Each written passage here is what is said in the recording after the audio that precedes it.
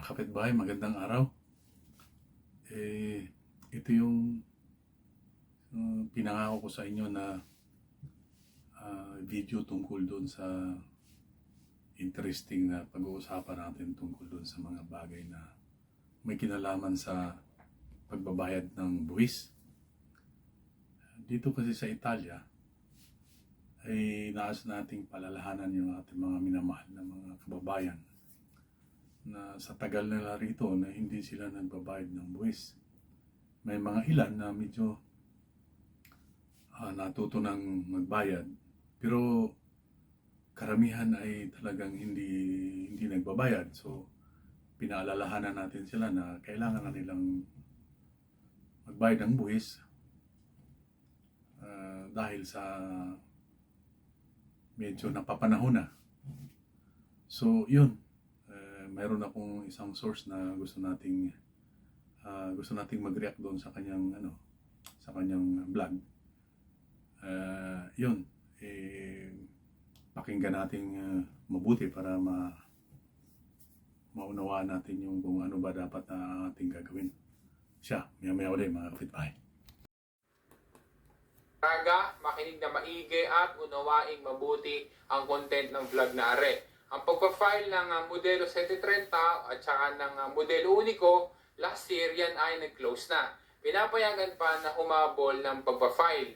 Allowed na after 90 days na magsara ang filing ng income tax return, pwede pa na ikaw ay humabol at ang ipa-file mo na yung tinatawag na modelo ready di tardivo until February 28, 2023. March 1, 2023 na. Kaya ang palugit na yan ay natapos na. Dahil diyan, kung ikaw pala ay dapat na mag-file ng 730 o kaya naman ay ng Unico, pero hindi ka naman nag-file, ano ang mangyayari? Magmumulta ka ga? Magkano ang magiging multa?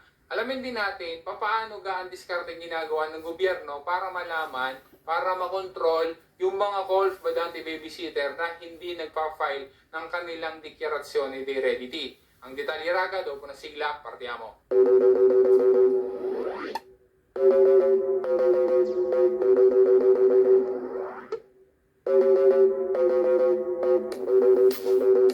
Kung first time mo na makabisita sa aking channel, welcome sa iyo. Salamat sa pagbisita mo. O ikaw naman ay dati ng Solid Raga, salamat sa suporta mo. Ikaw ay mag-aayos ng dokumento. Gusto mo gang mag-apply ng bonus. Kailangan mo ga ng information na maaaring makatulong sa iyo, ay siya, tamang-tama sa iyo ang channel na are. Para na sa gayon ay makapag-adapt ka at makapag-integrate ng mas maayos din sa Italia.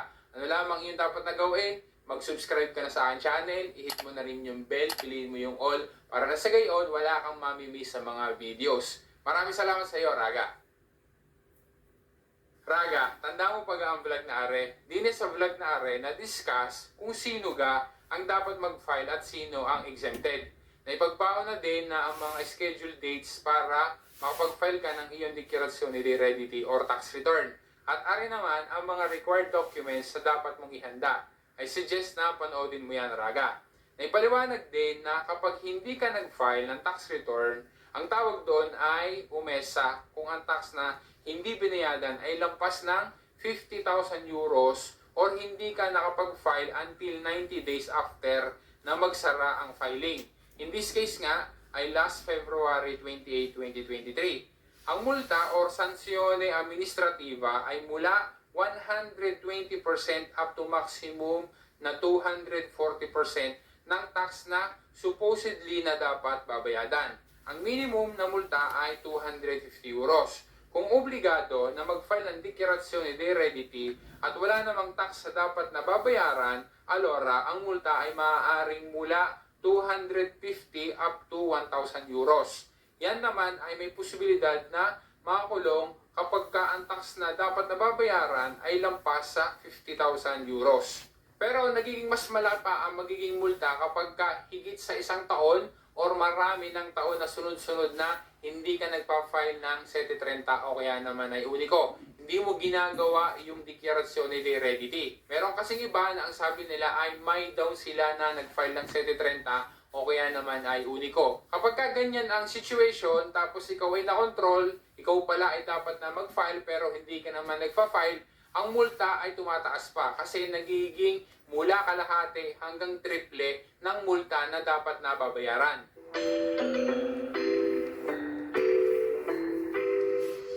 Alamin natin ngayon bakit nga ang mga calls badante babysitter ay lagi nang pinapaalalahanan na gawin yung deklarasyone de reddity. Bakit ga ang mga calls badante babysitter ay dapat na gawin ang deklarasyone de reddity? Gaya ng lagi na nating ine-explain, ang mga datore di lavoro kasi, ang mga amo ng mga calls badante babysitter, hindi nila pwedeng kaltasan ng buwis yung mga nagtatrabaho sa kanila bilang calls badante o babysitter. Kasi yung amo na yan, diyan sa domestic sector, hindi pwedeng tumayo bilang withholding agent o yung tinatawag na sostituto d'imposta. Kaya nga, diga pagka ang isang calls badante babysitter nag-file ng 730, di kayo binabarahan yung sensa sostituto. Kasi nga, kaya yung ginagawa, dahil yung kanyang amo ay hindi naman pwedeng gawin na sostituto d'imposta. Garni kasi ang flow niyan. Ang isang worker na na-hire bilang isang laboratory domestico, yung kanyang amo at saka silang dalawa ay dapat na pipirma doon sa kontrato di lavoro. Tapos, yung amo naman ay gagawin yung tinatawag na komunikasyone obligatorya doon sa Centro per l'Impiego. That way ay magkakaroon ng record sa IMSS at obligasyon naman ngayon ng amo na ipagbayad ng kontributi sa IMSS. Ang amo din, kapag pinapasweldo ang isang calls badante babysitter, buo yung sweldo na ibinibigay niya. Yung gross amount ang kanyang ibinibigay doon sa nagtatrabaho sa kanya. Ang obligasyon ng amo ay ipagbayad siya ng kanyang kontributi doon sa IMSS. At ikaw naman bilang isang calls badante babysitter, meron ka ding share doon sa binabayarang kontributi. Pero iba naman ang usapan pagdating sa pagpa-file ng deklarasyone de reddity. Pagka magpa-file na ng modelo 730 o kaya naman ay ng modelo uniko, yan naman ngayon ay obligasyon ng calls badante babysitter. Hindi kasi yan kagaya nung sa mga operay na kung saan ay yung kanilang datore o kaya naman ay yung kanilang kumpanya, sila yung kumakaltas ng kanilang bayad para doon sa kanilang mga buwis. Samantalang ang mga calls badante babysitter, para maging maayos yung kanilang sitwasyon fiskale, sila mismo ang dapat na mag-aayos niyan at ang gagawin nila ay magpa-file nga sila ng deklarasyone de reddity.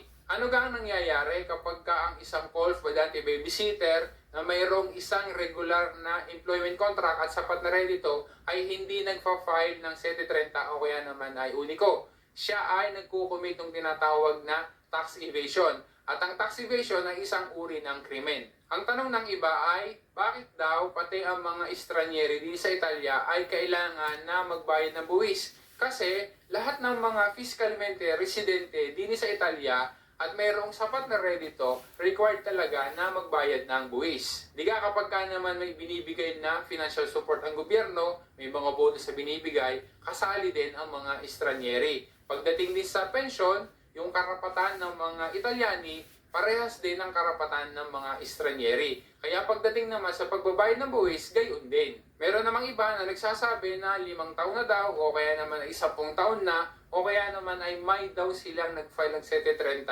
o kaya naman ay ng uniko, pero hindi naman daw sila nakokontrol. Eh ano gang ginagawa ngayon ng gobyerno para mahuli nila at madiskubre kung sino ga yung mga nagkukomit ng tax evasion na naandyan sa domestic sector. Ang Guardia de Finanza ay nakikipagkulab kay Agencia de Litrate at saka kay IMSS. Sila yung mga government agencies na nagkukontrol diyan. Dahil alam nila na dyan sa domestic sector, maraming gumagawa na hindi dinideclare ang lahat ng kanilang redito. Hindi tama yung redito na dinideclare para na sa gayon ay makaiwas doon sa pagbabayad ng buwis at makatanggap ng financial support ng mga social benefits na galing sa gobyerno. Example, yung nangyari sa Viterbo. Yan ay out of curiosity laang ng Guardia de Finanza. Nag-imbestiga sila, nag-control, natuklasan na madami mga calls at badante inero at may nahuli na 300 na laboratory domestici na hindi ginagawa ang deklarasyone de reddity. Ang resulta, pinagmulta ang mga tax evaders. Yung mga nahuli na yan, pati na rin yung mga amo na nag-hire ng mga calls at badante na wala namang regular na kontrato di laboro, yung mga naglalaboro in nero. Maging yung pagpapadala ng remittance sa country of origin sa ating mga Pinoy, syempre sa Pilipinas, yan ay isang tool at yan ang prefer na ginagamit din para ma-detect kung gaano ga ang iyong kinikita, poy, hindi ka naman nagpa-file ng tax return. Pati lifestyle checking ay ginagamit din nila. May tinatawag pa silang Redditometro, Ivasometro, o Risparmiometro na ginagamit din lalo na ng Agencia del Entrate para ma-identify kung sino ang hindi nagbabayad ng buwis. Kapag ka daw nakita na gumagastos ng higit sa 20% ng kinikita, mako-question ka na ni Agencia del Entrate. Raga, ngayon na alam mo na yan, desisyon mo na kung ano ga ang iyong gagawin. Magfa-file ka na ngayon o hindi pa rin. Lalo pa, gaya ng sabi sa vlog na may proposal silang legye na hindi na makakapag-renew ng permeso de soggiorno ang mga hindi nagbabayad ng buwis. Ulitin lang natin ha, yan naman ay proposal pa lang. Pero kapag ka naging ganap na batas na yan, baka maapektuhan ka.